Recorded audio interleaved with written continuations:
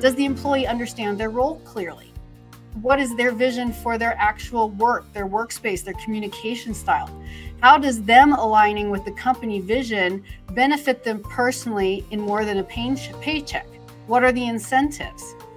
What is going to motivate them to be in alignment? Welcome to MetaGagement, the HR show that dives deep into the heart of employee engagement and workplace culture. Your hosts, Ann Scottlin and Dr. Lyman Montgomery, bring you a groundbreaking show that explores innovative strategies and insights to transform and elevate your organization's HR practices. Dr. Montgomery is an employee engagement expert and best-selling author, while Ann Scottlin is an acclaimed business consultant and podcaster. Together, they will unpack the complexities of modern HR challenges and reveal innovative solutions that can be immediately applied to your workplace. Please welcome Ann Scottlin and Dr. Lyman Montgomery.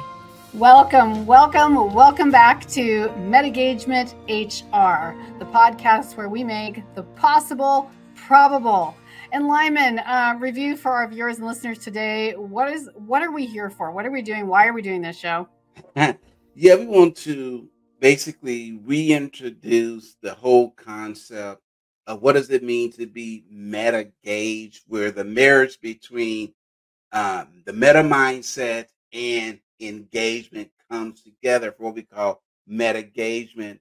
And we want to do something special for our HR listeners. We support HR. We understand that post-pandemic, there are still a lot of issues and struggles. I spent close to 30 years in HR.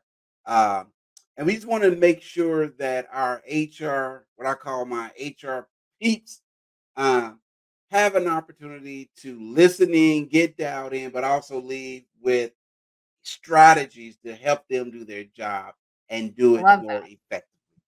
More effective strategies for sure. And clearly one of our main objectives is that we feel like makes us a little bit different from just everybody, not because we're better, but because we have an angle that seems to really resonate with people. We have, did I say angle? That's a terrible word, Lyman, for marketing. You never want to have an angle.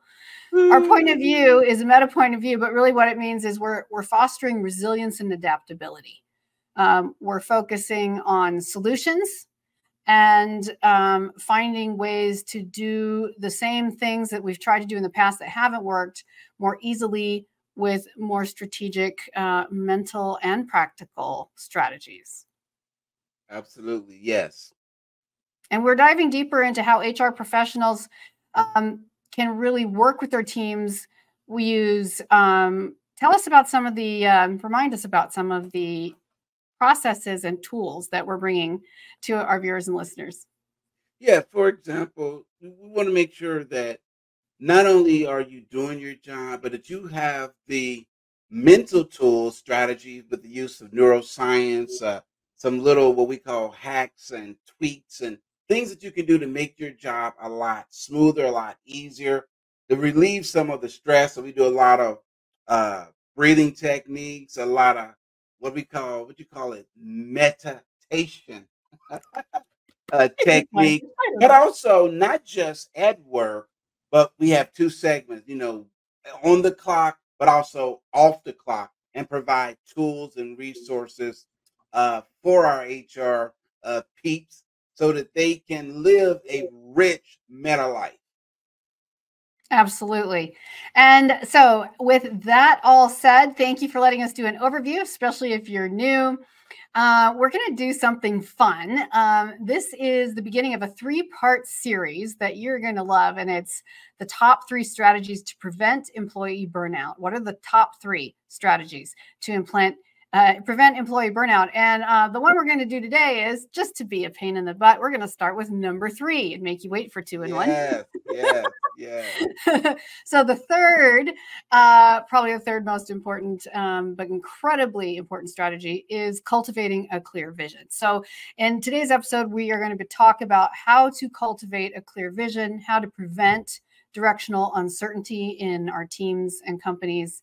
And the first thing we want to talk about really, Lyman, is point 1 is the vision has to be communicated. Yes. I think that's one of the biggest issues with any type of change management, any type of new rollout, is people don't understand, number one, what is the vision? Why are we doing the vision? Whose input was included in the vision? Is it top down? Is it inclusive? Is it a collaborative vision? And is the vision sustainable? And so we want to get into that and really unpack what does it mean to communicate the vision? And part of communicating vision is all about being intentional. One Yes. of the issues that we run into time and time again is where top management, the C suite, get together and say, our vision is XYZ. And they send it down to marketing.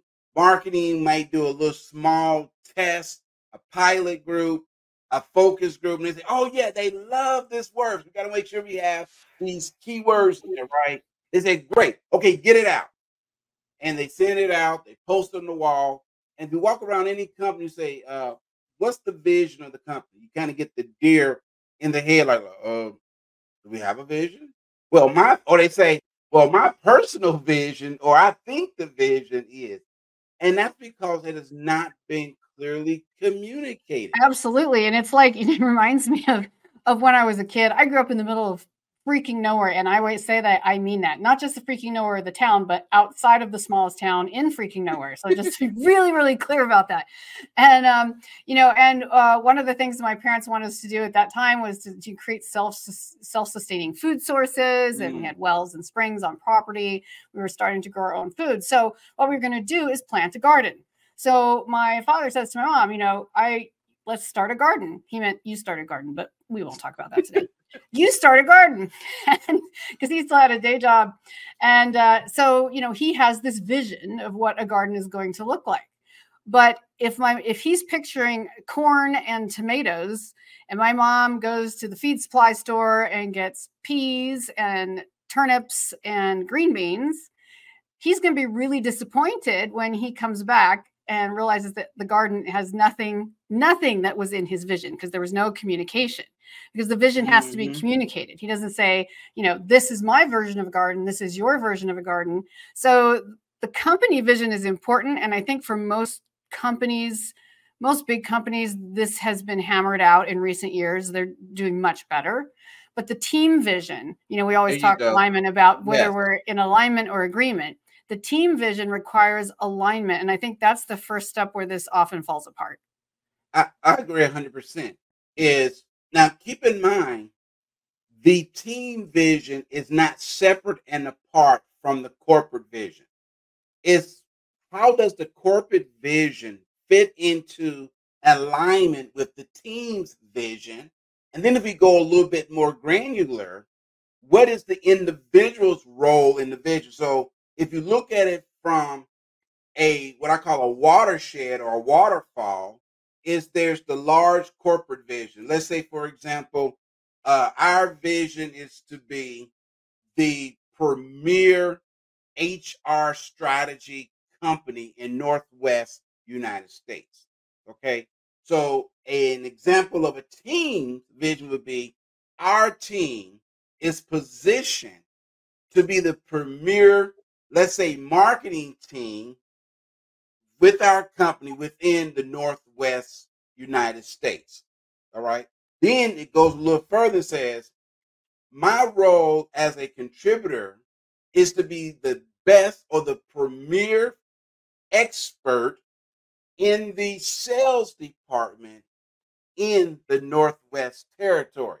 So again, it reaffirms and supports as an individual, the team, but also the corporate. And a lot of times that's what's missing, is that there's this broad overreach of a corporate vision, but people don't see themselves or agree with the vision. Like, well, I don't care if we're the premier or number one. Matter of fact, and we were talking about this earlier, Ann, imagine if I worked at a car dealership and I sold a high-end sports vehicle. All right, pick one. I'm not going to say a name. Pick one. I know you like several. Oh, yes. Oh, yes. And let's say you come in and you're interested, you and John interested in purchasing a new sports vehicle, right?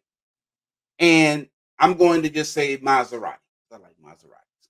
Nice choice. And you're asking me about a Maserati color and everything, the particular model. And you notice that when you got there, you see several of my sales associates driving BMWs or Hondas. And then you ask me, say, well, Lyman,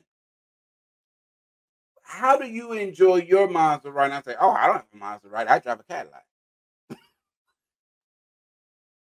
What's wrong with that picture?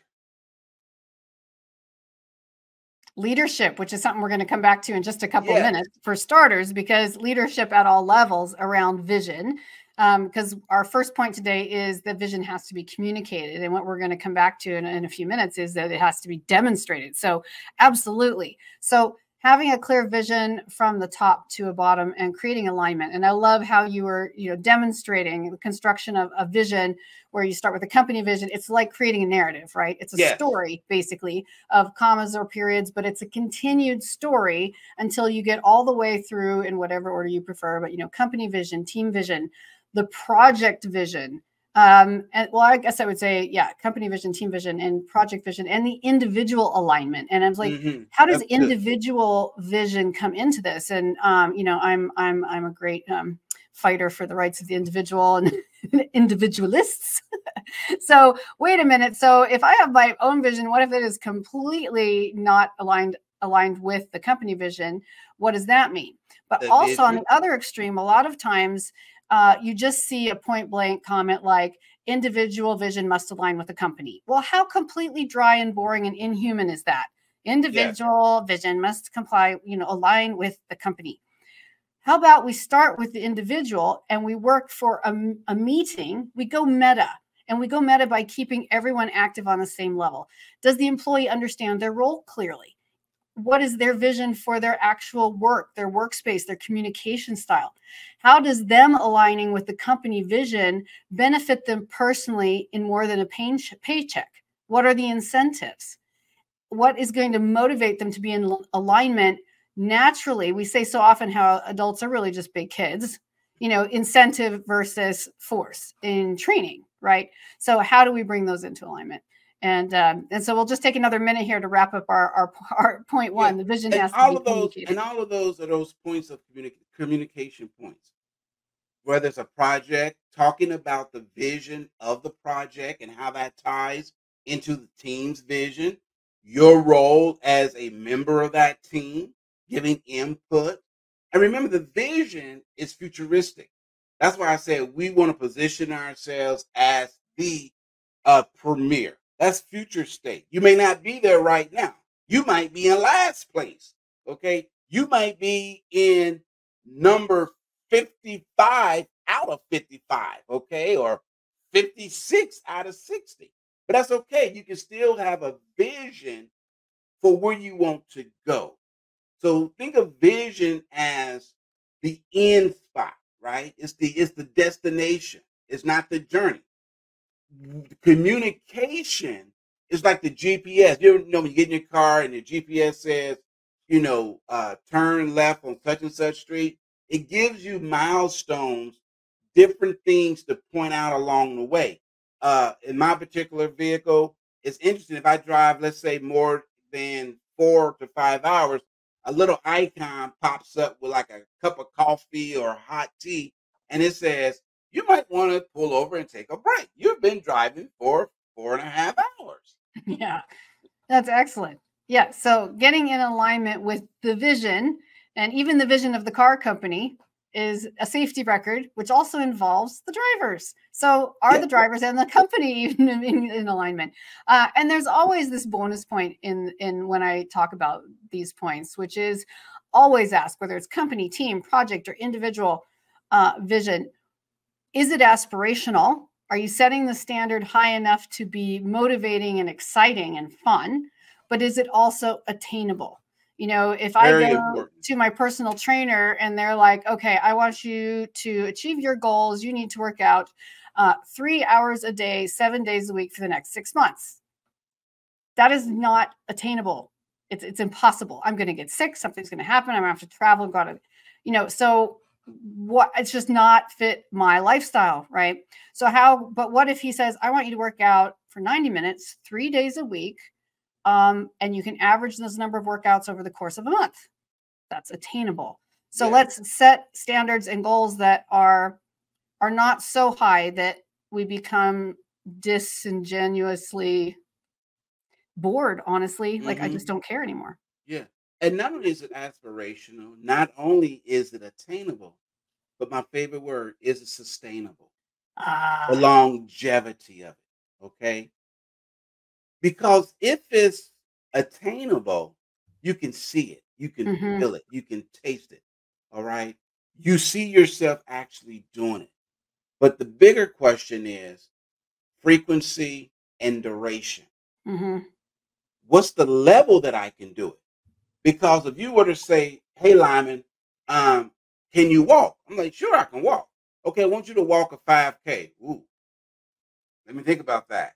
Better yet, why don't you walk this marathon, which I think is 22 miles, something like that, 21.2 or something like that miles.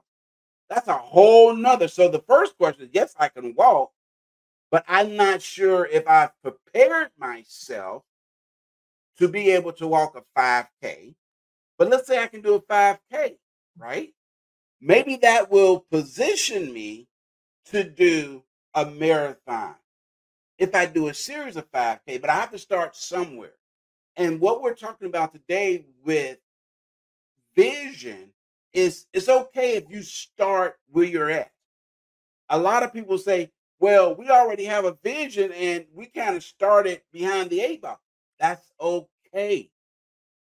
Even if the vision that you have has changed, that's okay. You can always regroup.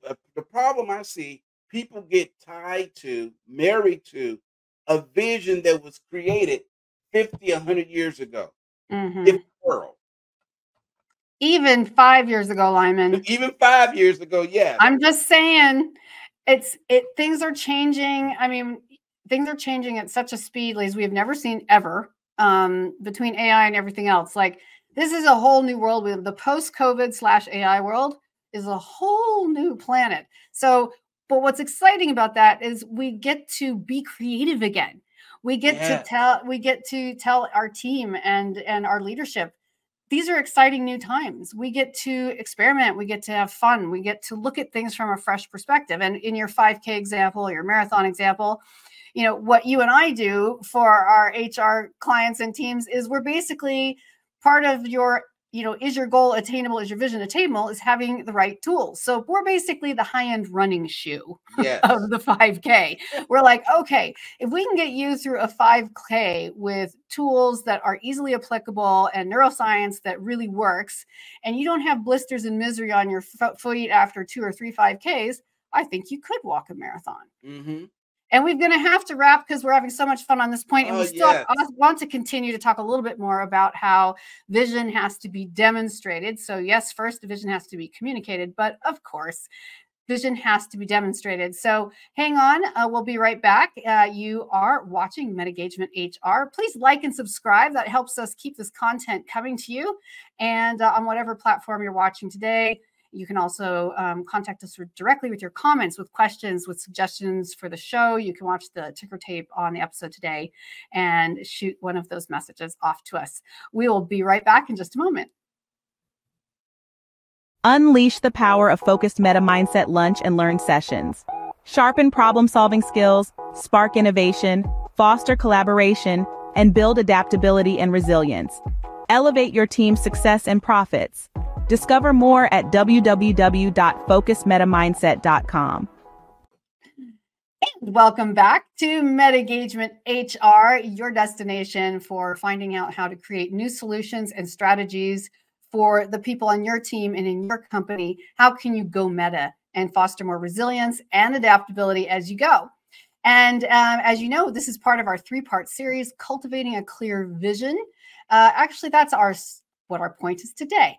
It's 3 strategies to prevent employee burnout. Burnout is a huge topic, but sometimes there are things that are overlooked. So we're talking today about cultivating clear vision and prevention, how we can do that. Our first point was vision has to be communicated.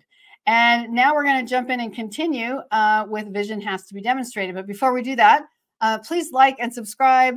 We really appreciate it. Send us a message, send your ideas and questions. We love getting involved with you. So please reach out. Let us connect with you. We love it. So Lyman, we are talking about some key areas right now on how to demonstrate vision. And I am, as I would always say, it starts with leadership. It starts with leadership. The one of the exciting, we saw this when we were together in Indianapolis. Shout out to all those that came out to support us at the HR conference there in Indianapolis a couple of weeks ago. Had a great time, huge success, a lot of fun.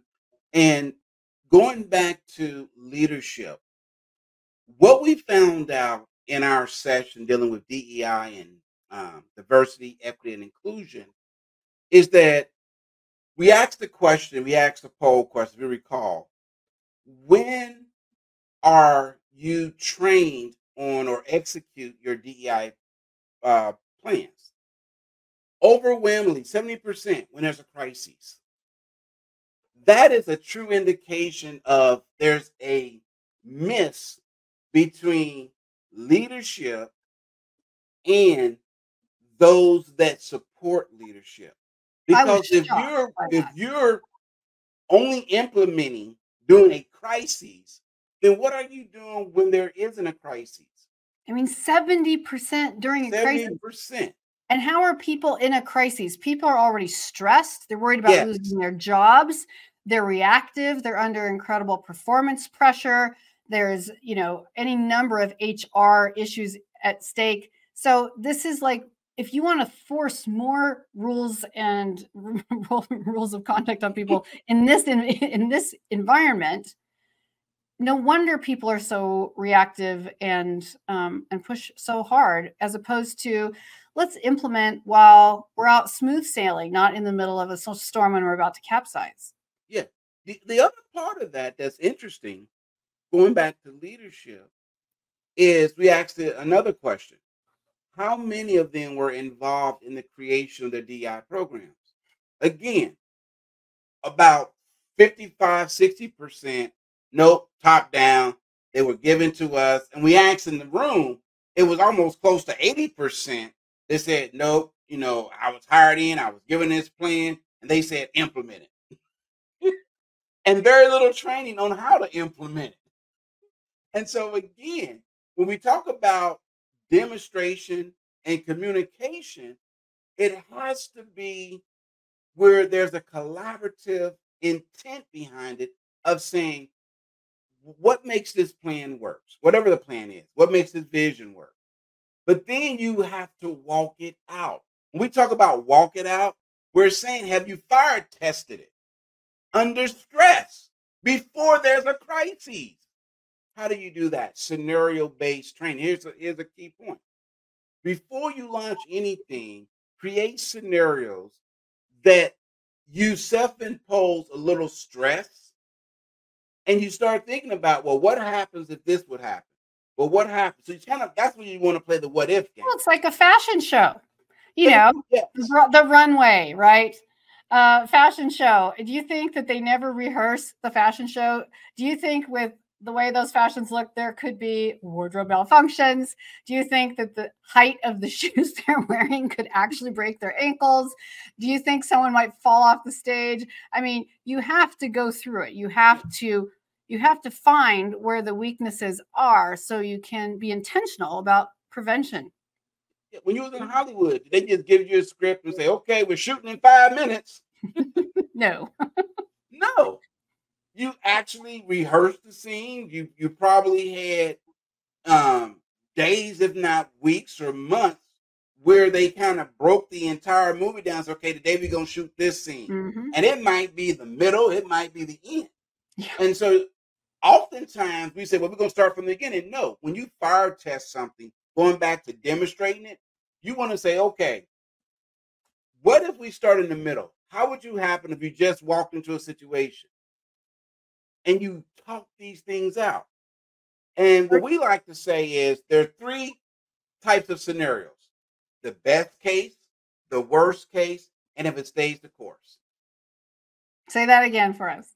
The worst case. What's the worst case scenario that can happen with rolling out this vision or rolling out this plan, rolling out this project? What's the best case? If everybody's in alignment, there are no issues. What's the best case? And then there's always that middle ground. What if we just keep the current course? What would happen? If you take that mindset, worst case, best case, and if we stay the course, in other words, we play it safe, don't rock the boat too much, what happens? Generally, those that stay safe, they lose. Those that think there's always the best case scenario, they're 50% right. Those that think that there's always a worst case scenario, guess what? They're about 40% right. So you have to crisscross. And one of my strategies in demonstrating that is in more playful ways and as a testing, right? Yes. You know, reverse engineering. So have the team, you know, okay, here's the worst case scenario. I want the whole goal of this activity today is to work backwards, like what led to what led to what led to what, back. It's like going to therapy for your scenario. You're going to I love it. The worst case. And now you're going to work back and say, well, how can I think different? Well, I'm just upset. I just feel terrible. What's the worst scenario? And when you work all the way back to the beginning, eventually it's like, well, death, you know, to be honest. So, and if you die, what's the worst case? Right. So, but you found where all the holes are. You know, say if you take a larger team, and you split them up into 5 groups and have them all create a reverse case scenario, reverse engineer a worst case scenario, you're going to have 5 different ways that it could go wrong. And what's exciting is then the next week, you can do the same thing for the best case scenario. And also, you've got people on board now. It doesn't have to be time consuming, but it gets people excited when they feel important in the process. And imagine if you have those that are resistors. Oh, they are going to light up. I'm going to tell you 20 reasons why I don't. Thank you. That's what we want. Matter of fact, you might be the captain of the 20 reasons why it won't work club. But one reason. And I've done this. I have a friend down in Texas. And before I roll out anything, I will send it to Janet. Now, Janet is not the person you call for motivation, inspiration. She is a scientist. She's an engineer by trade. Janet will tell you every single thing that's wrong, stuff you didn't even think of. But what I love about Janet, she will also come back and tell you 100 things you can do to improve it. So it's not just picking out what's wrong. But I would say this a lot of times, and I would say, tell me everything that's wrong, but then double and tell me how to fix it. So for every one criticism, give me at least 2 suggestions on how to fix it.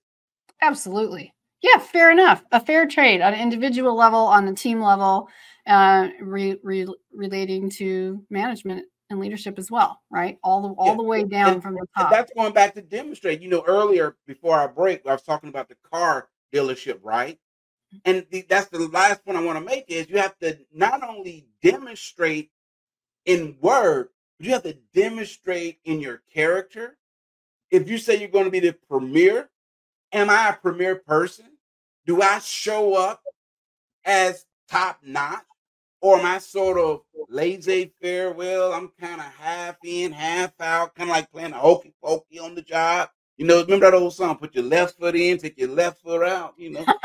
Yes. Shake it all around, do the hokey pokey. That's what it's all about. Is that your mentality? Or do you show up? Now, you're going to make mistakes. We all do. We're human. But for the most part, are we showing up, living out the vision that we not only confess, but also profess? I love it. I love it. Oh, well, I hope that those of you watching and listening today, I hope you got something out of that. We would love to hear what you got out of it. We would love to hear what your questions are. We love questions.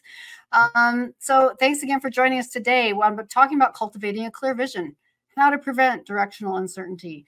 And we talked about how your vision has to be communicated and the vision has to be demonstrated. And as we said, just to be fun and a pain in the butt, excuse me, we are doing this 3-part series, the top 3 strategies to prevent employee burnout.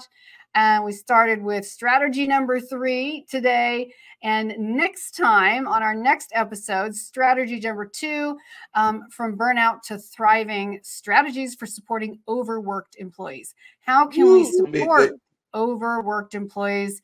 I mean, from burnout to thriving. This just goes back to what going meta means. And we're going to talk a little more intensely about meta next time, but to the whole principle of making the possible probable. So I'm excited about that, Lyman. I can't wait to do that one right now. Yes, yes. So next time, that's what we're going to be bringing to you. As always, you can always watch or listen to this show streaming at this time on Fridays, 11 a.m. Eastern Standard, 8 a.m. Pacific time. The links always work. You should be able to find us on a multitude of platforms. Send us your questions and comments. And once again, we humbly ask, do us a favor, please like and subscribe. We love you all, and we cannot wait to hear from you. We'll see you next time. Go Meta.